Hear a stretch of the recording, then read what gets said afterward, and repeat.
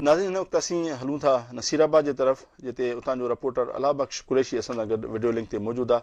हुन बि मुख़्तलिफ़ उमेदवारनि सां ॻाल्हि ॿोल कई आहे ऐं उतां जी जेका सूरत हाल आहे उहा जेको आहे हुन खां पुछूं था त उते हिन वक़्तु जेका सूरत हाल आहे उहा कहिड़ी आहे। अला बख्श, तव्हांजी महिरबानी तव्हां असांखे वीडियो लिंक ते जॉइन कयो। ॿुधाइजो त नसीराबाद उन जे सराउंडिंग में जेके हिन वक़्तु बल्दियाती चूंडुनि जे हवाले सां सरगर्मियूं आहिनि, छा सूरत हाल आहे, तव्हां कीअं पिया ॾिसो ऐं उतां जे माण्हुनि जो या उतां जा जेके चूंडियल जेको आहे उतां जा जेके माण्हू कॉन्टेस्ट कनि पिया इलेक्शन में, उन्हनि जो इन हवाले सां छा चवणु आहे? जी ज़फ़र साहब, नसीराबाद जी बि साॻी सूरत हाल आहे सॼे सिंध वांगुरु।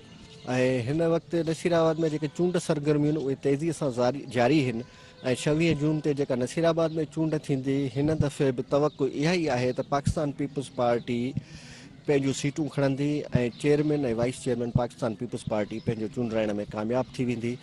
अॻे दफ़े जेके चूंडूं थियूं उन में पाकिस्तान पीपुल्स पार्टीअ 5 तक हाराया हुआ ऐं हिन दफ़े जेके चूंडूं थी रहियूं आहिनि उन्हनि चूंडुनि में बि तवक़ो आहे त 4 खां 5 तक थी सघे थो हिन दफ़े पाकिस्तान पीपुल्स पार्टी हाराए, पर मुक़ाबले जी सूरत हाल आहे, वधीक अॻकथी नथी करे सघिजे। नसीराबाद शहर में 18,000 लॻभॻि वोट आहिनि। 12 वार्डनि ते मुश्तमिल ही नसीराबाद शहर टाउन कमेटी आहे ऐं हिते वरी दिलचस्प ॻाल्हि इहा आहे त हिते अहिड़ा वार्ड बि ठाहिया विया आहिनि जिन में हिकिड़े वार्ड आहे, वार्ड नंबर 5, उन में 317 वोट ॾिना विया आहिनि।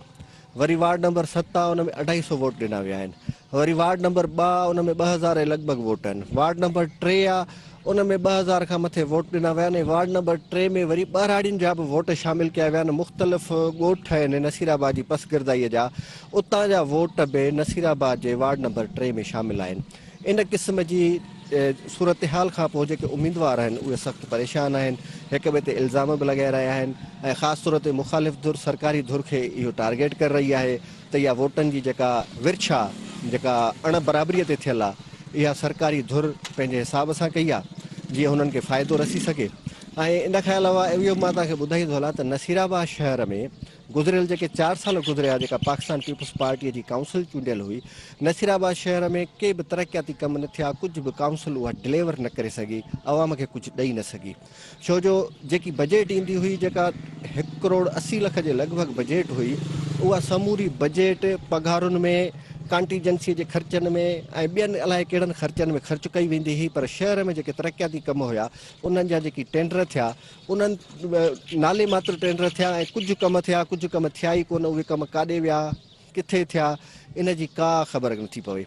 त नसीराबाद शहर में गुज़िरियल 4 सालनि में तरक़ियाती कमनि जी अणाट रही ऐं हिन दफ़े जेको पाकिस्तान पीपुल्स पार्टीअ जा उम्मीदवार 12 तकनि ते इलेक्शन लड़ी रहिया आहिनि, हिन दफ़े उन्हनि खे टफ टाइम आहे ऐं जेको ख़ासि तौर ते असां वटि दिलचस्प मुक़ाबिलो आहे ऐं शहरियुनि लाइ दिलचस्पीअ जो मर्कज़ बणियल तक आहिनि, उहो आहे तक नंबर 3 ऐं तक नंबर 6। तक नंबर 3 ते पाकिस्तान पीपुल्स पार्टीअ जो उम्मीदवार आहे बख्शली चांडियो ऐं अवामी वर्कर्स पार्टीअ जे तरफ़ां उम्मीदवार आहे फौज़िया सिंगार नूनारी।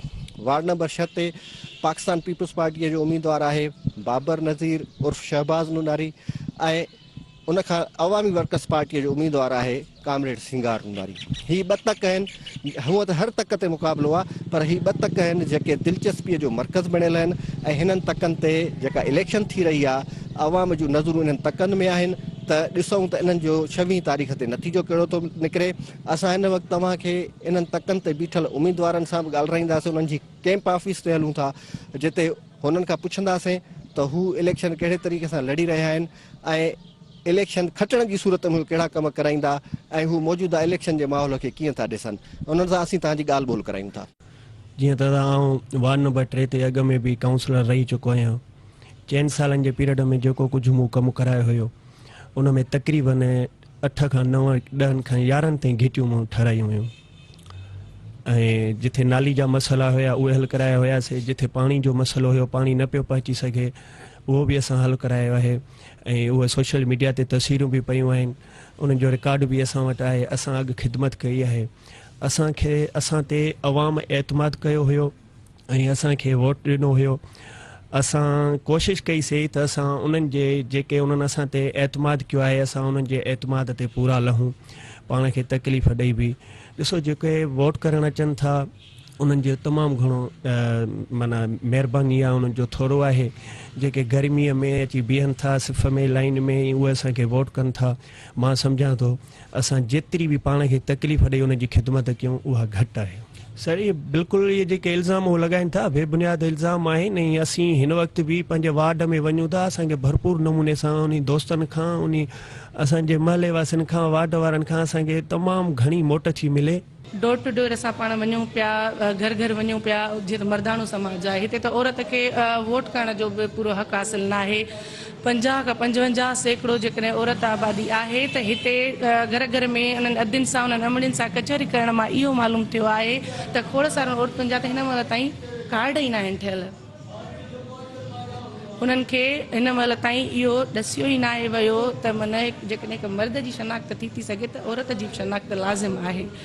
सो अहिड़े समाज में अहिड़े हंध ते घर खां ॿाहिरि निकिरणु ॾुखियो आहे। वरी उते औरत उम्मीदवार तौर ते बीहण साम्हूं अचणु हिकिड़ो अञा तमामु ॾुखियो कमु आहे। सो पाण बीठा आहियूं, बीजी विया आहियूं, ॼमी विया आहियूं। इहा हिकिड़ी कामयाबी आहे असांजे लाइ। जी ज़फ़र साहब, अवां उम्मीदवारनि जूं ॻाल्हियूं ॿुधियूं त हुननि खे हिक ॿिए जे ख़िलाफ़ु अख़्तिलाफ़ बि आहिनि, शिकायतूं बि आहिनि ऐं वरी नसीराबाद जो आम इहा ई उमेद थो रखे त शायदि हिन भेरे जेका काउंसिल खटी अचे उहा शहर में कमु कराए, शहरुनि खे को रिलीफ ॾिए, शहर में कुझु डिलीवर करे त शहर जा के रस्ता ठहनि, के रोड ठहनि, को ड्रेनेज जो कमु थिए।